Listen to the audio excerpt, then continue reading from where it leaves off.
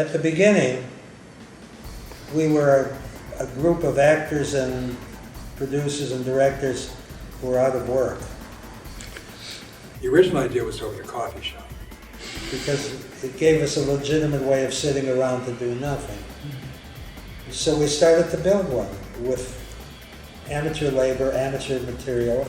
We had an old hat shop and a Chinese laundry that we converted into a theater. In fact, people came for 3 months, people were coming with their shirt tickets to pick up their laundry. This was in June of '59, and along about September we thought, let's do a show. And the first person I saw was Sheldon, who was sitting in the liquor room and his knees were up to his chin and he was taking an inventory. Joyce was hired to sell benefits for the opening.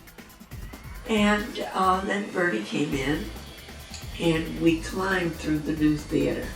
It was just under construction. He asked me to sell out the first week. Well, I was so young and so stupid that I didn't know no theater opens with the whole week sold out. Have you ever heard of that? No. So I did it. But I had one problem, and I called Sheldon. I said, Sheldon, I have one problem. I have 2 groups that want the opening night. So I suggested that she sell one of them the first preview and one of them the real opening night a week later. Preview? What's a preview? No. So we made one a preview and we opened. We started out using Viola Spolin's games, as most people do now, to build ensemble, to build trust.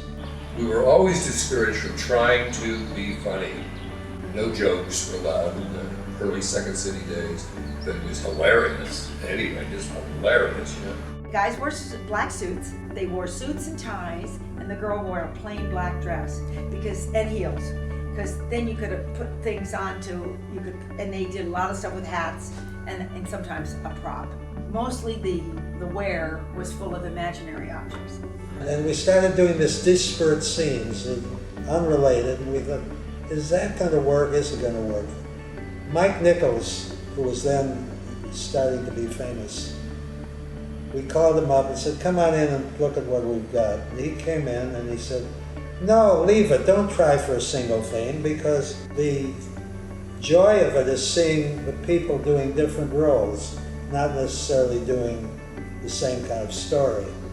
So we just opened up with disparate scenes, various songs and sketches and blackouts and parodies.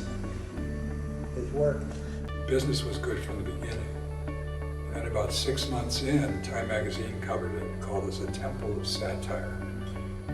And business was just fantastic in our 125-seat house. And celebrities started coming when they were in town. There was almost a fist fight in the kitchen over who was going to be the waitress for Anthony Quinn. We would start out with a regular fixed show, which we had derived from improvisation. Then after that show, we would take suggestions from the audience and freely improvise. Most of the pieces that we did came out of improvising on an audience suggestion the night before and then bringing it into rehearsal. Okay. I was the one who finally figured out, we really ought to audio tape the set so that we don't have to try and remember everything that happened the night before.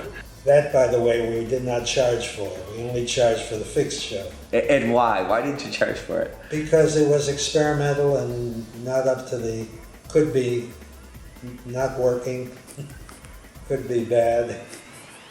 But if you came in for nothing, you couldn't complain.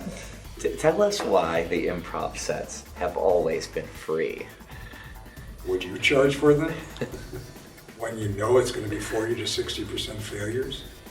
It was a way of building an audience. And it was also a curious time for people who were interested in being part of Second City to see what was being developed, how it was being developed, and what was being worked on. It still is. We were ready for a new show the day we needed it because we had been working on this material. And in fact, what we were doing, I hate to say it, but we were doing public rehearsal, in effect, and testing the material before we put it in the show. We still take suggestions from the audience. We still do scenes based on their suggestions. And that's a tool for developing material. And when we get enough, you certainly know, we put a show together, or try to put a show together.